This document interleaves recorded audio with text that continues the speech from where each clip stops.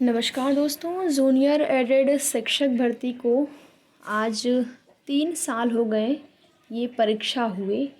और जैसा कि आपको याद होगा 17 अप्रैल को आप लोगों की परीक्षा थी।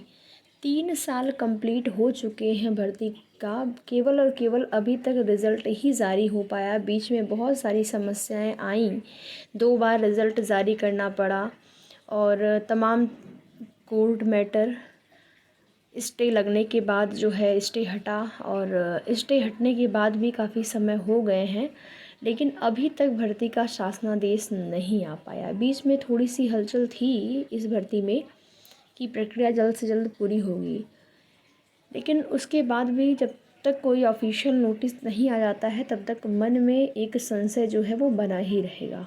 उधर देखेंगे, अभी 2-3 दिन पहले न्यूज़पेपर में भी ये चीज़ें दी गई थी कि एक उच्च स्तरीय मीटिंग होने वाली है। संभवतः मीटिंग के बाद सब कुछ क्लियर हो जाएगा। जो भी बहाना बनाया जा रहा है अधिकारियों के द्वारा कि आरक्षण का मैटर है तो मेरिट जो है राज्य स्तरीय बनेगी, किस स्तर से बनेगी, ये सारी चीज़ों को लेकर जो अधिकारियों ने यहाँ पर बताया है, एक जो है कहीं न कहीं जो लेट लतीफ़ी की वजह है अधिकारियों की निष्क्रियता है। देखिए, आप लोगों से जो भी निवेदन किया जा रहा है धरने में जाने के लिए, वो इसलिए किया जा रहा है ताकि भर्ती में अब कोई डिले ना हो, ठीक है। अन्यथा अगर सरकार या फिर शासन इतना ही सजग होते भर्ती को लेकर तो अब तक कंप्लीट हो चुकी होती। जब नहीं कर पा रहे हैं अधिकारी, शासन स्तर से अभी तक नहीं कोई निर्देश हुआ है या फिर अधिकारी लोग लेट लतीफ़ी कर रहे हैं, तो प्रयास यहाँ पर अभ्यर्थियों को ही करना पड़ेगा। वैसे काम तो नहीं है ये अभ्यर्थियों का, अभ्यर्थियों का केवल ये काम था, आवेदन हम करेंगे और परीक्षा देंगे, नंबर हमारे आए, रिजल्ट में नाम आया, बस।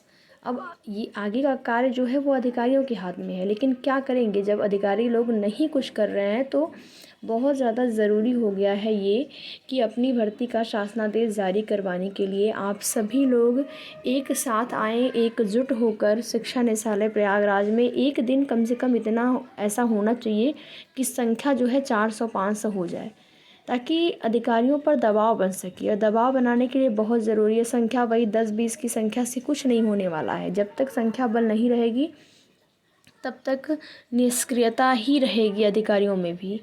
बाकी दबाव बन रहा है, ऐसा नहीं है कि कुछ प्रभाव नहीं है, दबाव बन रहा है, लेकिन आप लोगों से निवेदन है कि आप लोग अपने संख्या बल दिखाइए ताकि शासनादेश दिवाली से पहले पहले आ जाए। आपकी 31 तारीख को दिवाली है, आज 17 तारीख हो गई। अगर आप 1-2 दिन में अधिक संख्या बल के साथ शिक्षा निदेशालय में धरने में शामिल होते हैं तो निश्चित ही दिवाली से पहले आप लोगों का शासनादेश जारी हो जाएगा। एक बार शासनादेश जारी हो जाए उसके बाद जो है कोई समस्या नहीं होगी।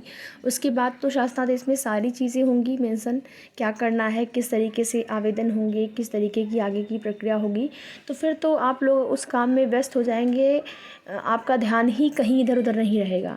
लेकिन बस एक बार शासनादेश जारी हो, इसके लिए आप लोगों से निवेदन है, आप सभी लोग सहयोग करिए। 3 साल कंप्लीट हो गए आपके एग्ज़ाम को, कम से कम अब देरी न हो, दिवाली से पहले शासनादेश जारी हो। इसके लिए आप सभी लोग एकजुट होइए।